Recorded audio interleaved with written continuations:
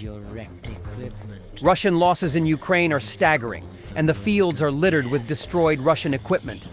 At the same time, Ukrainian drones are creating a so-called road of death across the occupied territories. Another Russian trudges along this road of death, complaining about destroyed equipment. Where the hell is your wrecked equipment? It's called the Road of Death. Same here, damn it. Over there at dispatch. It's a complete mess, damn it. The little fountain is broken, damn it. It's blasting away. And we walk, damn it. Every day, damn it.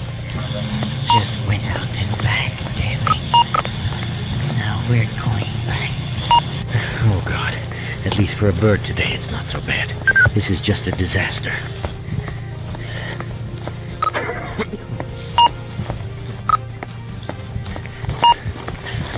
They didn't let them out at all. They're all over the grid. They're blasting. Here are our tanks. Guys are driving around like crazy. The tower's blown off. It's a complete mess.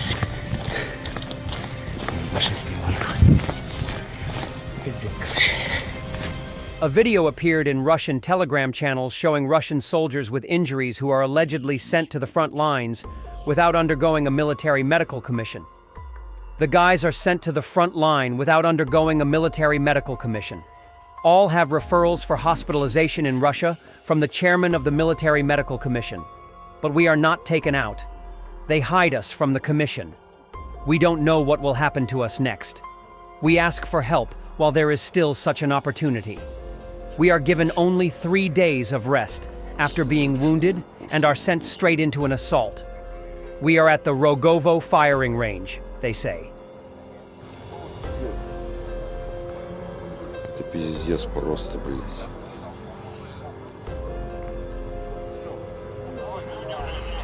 Ну, эпилепсия аж случилась.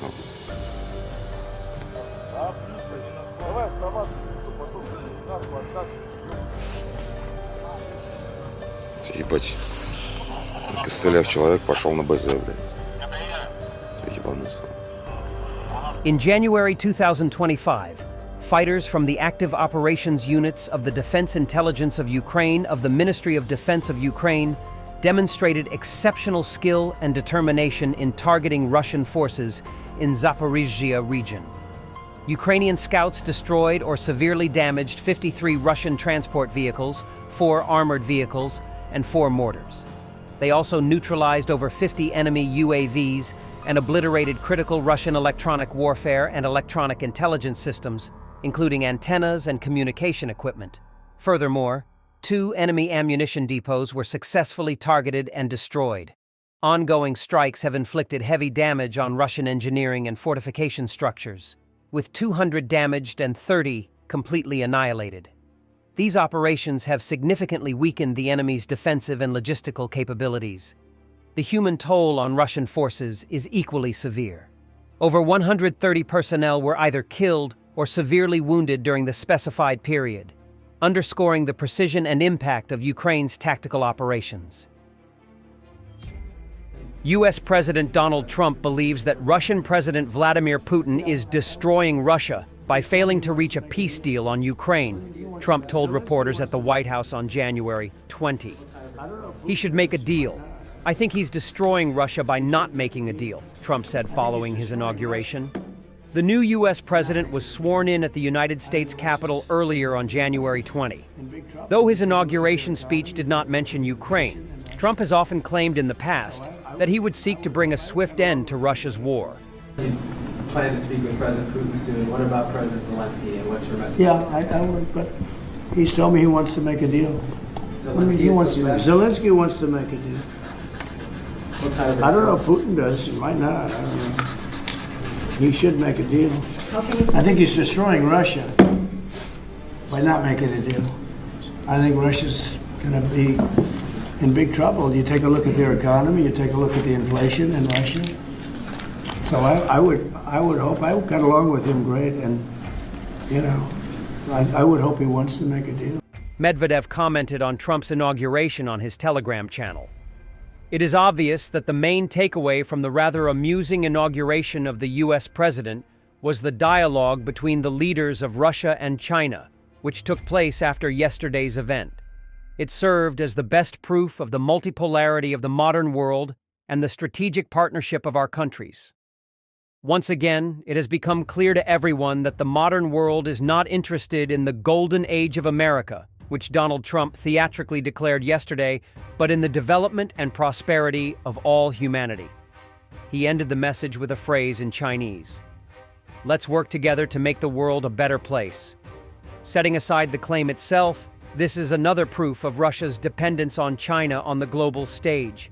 Beijing will likely play a crucial role in any negotiations to end the Russian war in Ukraine, and everyone, Russia's elite included, understands that. During a special address at the World Economic Forum in Davos, European Commission President Ursula von der Leyen stated that the EU's gas imports from Russia went down by roughly 75%, and that it imports from Russia only 3% of our oil and no coal at all anymore. This energy freedom came at a price, von der Leyen said, but maintained that Europe will continue to diversify its energy sources. Our gas imports from Russia went down by roughly 75%. And now we import from Russia only 3% of our oil and no coal at all anymore. Now the competitiveness depends on getting back to low and stable energy prices. Clean energy is the midterm answer. Already today, Europe generates more electricity from wind and solar than from all fossil fuels combined. But we still have lots of work to do to feed through these benefits to companies and people. Not only must we continue to diversify our energy supplies and expand clean sources of generation from renewables, and in some countries also from nuclear, we will have to invest in next generation clean energy technologies, like fusion, enhanced geothermal, and solid-state battery